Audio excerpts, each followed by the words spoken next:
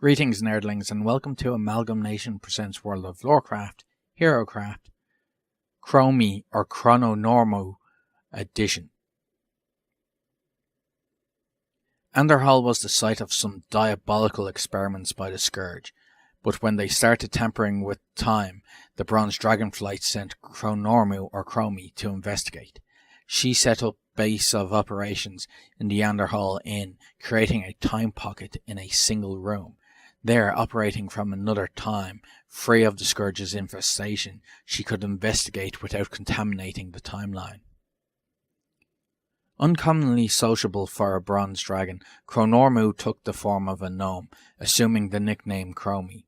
The bronze dragon enlisted the aid of adventurers to assist, sending them to root out temporal parasites which were interfering with auguration. To maintain the pocket universe, Chromie needed trinkets of time from the ruins of Anderhal. In return for these, Chromie crafted dampeners attuned to Iodge, the Lich who ruled over the broken city. When activated in his presence, they severely reduced the effectiveness of his spells and played an instrumental role in his downfall. The more time she spent with these mortals, the more sympathetic the Bronze Agent became with their desperate plight and mourned the losses to the Scourge. When Carlin Redpat, hoping to undo the curse on the soul of his brother, heard about the strange little gnome, he sent his friends to speak with her, equipped with Joseph's wedding ring. Upon receiving the ring, Chromie immediately knew much of Joseph, that he was a great man who had suffered an unspeakable tragedy, and knew it was too late to save him in the present, but not in the past. Sending Carlin's agents into the ruins of Anderhal, they uncovered records detailing the fall of Darrowshire and the corruption of Joseph Redpat. To help him, relics from the battle were needed. With Carlin's help, relics belonging to the heroes and villains of Darrowshire were assembled. Also needed were remains of many Scourge who participated in the battle, found by the use of a resonating crystal that could discern which of the Scourge in the Plaguelands had been there. When all these were assembled, they were brought to Chromie, who cast a spell of time upon them, and bid Carlin's friends to return to Darrowshire and place the bag of relics in the centre of the town. Chromie's spell would raise the spirits of the Battle of Darrowshire, and they would reenact a pantomime of the tragic battle. Chromie could only guide the mortals to their paths, not lead the way for them, and so Chromie bid Carlin's friends good luck and returned to the investigations of Anderhal. In wrath of the Lich King, Chromie also acts as the Bronze Dragonflight's ambassador at Wyrmrest Temple as part of the Wyrmrest Accord. Chromie sends willing adventurers out into the Dragonblight to investigate the origins of the infinite Dragonflight at the Bronze Dragon Shrine. Chromie has also been spotted a few years in the past, just prior to the Third War, when she greets players when they zone into the culling of Stratholme.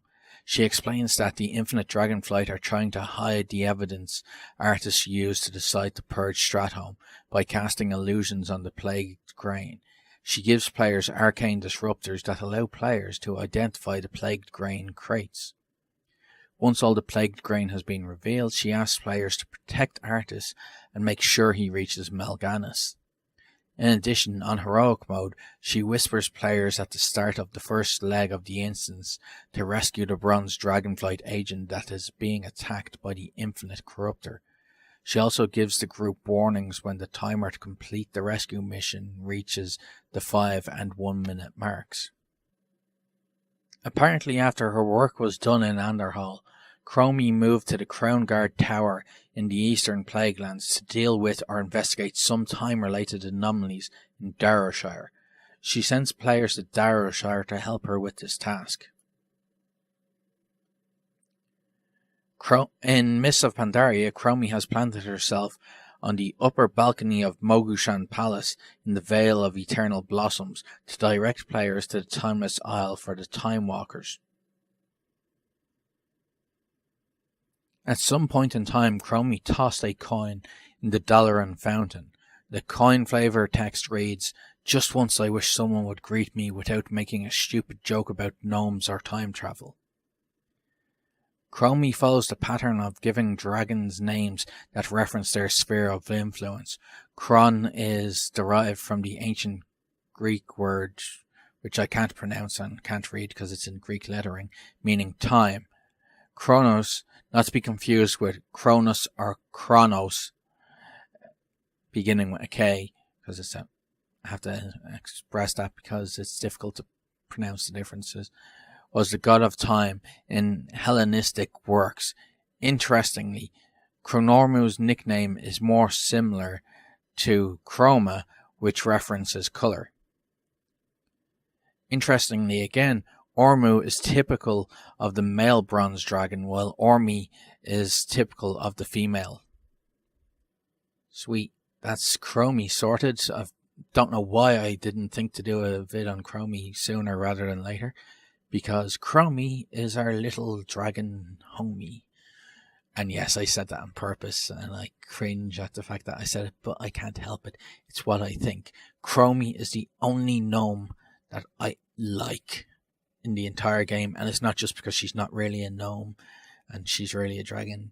She is actually fucking cool, unlike the annoying gnomes that are actual gnomes and are out there crying about Nomergan or Nomeregan or whatever way you want to pronounce their shitty capital city. But I actually like Chromie. I can remember doing the whole thing at the beginning and starting in Underhall when I first played, so Chromie has a special place in my black heart. So thank you for watching, and as always remember, play to game and game to play.